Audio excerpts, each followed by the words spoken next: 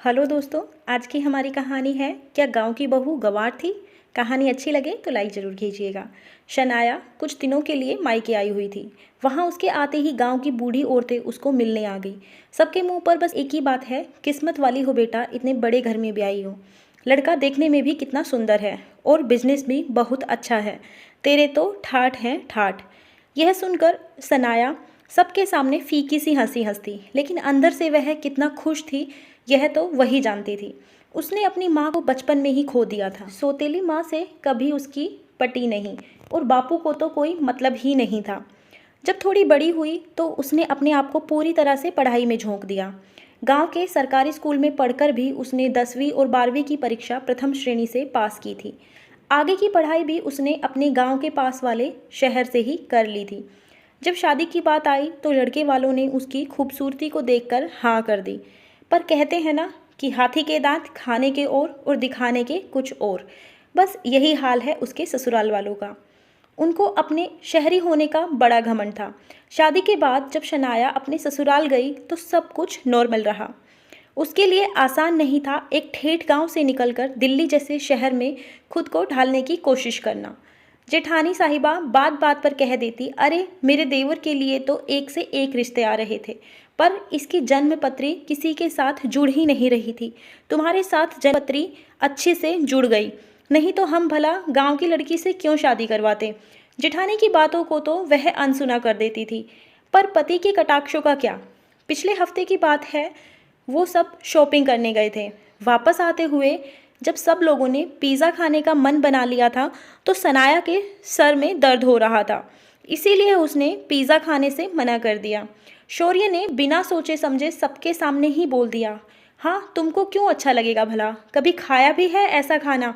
तुम तो शायद पहली बार इतने बड़े होटल में आई होगी। तुम्हें तो ठेले की चाट और गोलगप्पे खाने की आदत है ना। शौर्य सही कह रहे थे, लेकिन सबके सामने कहने की क्या ज़रूरत थी। शौर्य की बात सुनकर जेठानी का बच्चा हंसने लगा। शनाया चुपचाप पिज़्ज़ा खाने लगी। अगले दिन उनकी मौसी सास को आना था। शौर्य ने सनाया से कहा, शनाया मौसी जी खाने की बहुत शौकीन है, तुम नाश्ते में पाव भाजी बना देना। जेठानी बीच में कूदते हुए बोली, इस बार नाक कटवाने की सोच रखी है क्या। शनाया को इस तरह की चीज़ें बनानी नहीं आती है। देहात के लोग तो नाश्ते में सिर्फ रोटी सब्जी ही खाने में जानते हैं। हाँ मैं भूल ही गया था, आप ही बना देना। जेठानी और शौर्य की यह बातें शनाया को बहुत चुभ रही थी। हालांकि वह सच कह रहे थे, वाकई में उनके घर में नाश्ते में रोटी सब्जी बनती थी, लेकिन इस बात को लेकर नीचा दिखाने की क्या ज़रूरत थी। भाभी यह भी तो कह सकती थी कि हम दोनों मिलकर बना लेंगे। और फिर शनाया ने कौन सा मना किया था। कोई काम सीखने के लिए वह तो खुद चाहती थी कि जल्द से जल्द शहरी तौर तरीके जान ले।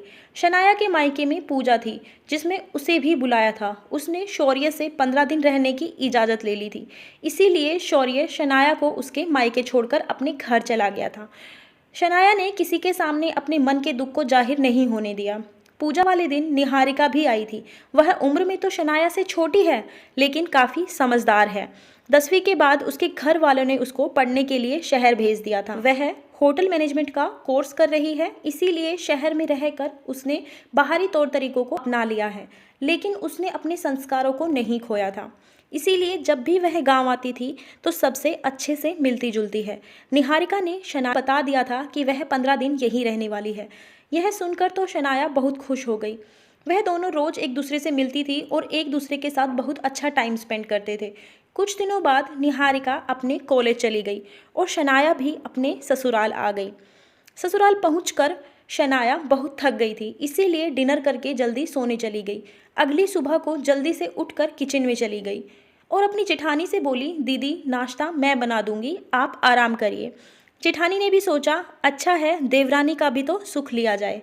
डाइनिंग टेबल पर सब लोग नाश्ता करने के लिए बैठ गए। शौर्य ने बोला, क्या बनाया है शनाया, बड़ी अच्छी खुशबू आ रही है। शनाया मुस्कुराते हुए सबके लिए छोले भटूरे ले आई। ससुर जी ऑयली खाने से परहेज करते हैं, इसीलिए उनके लिए पोहा बना था।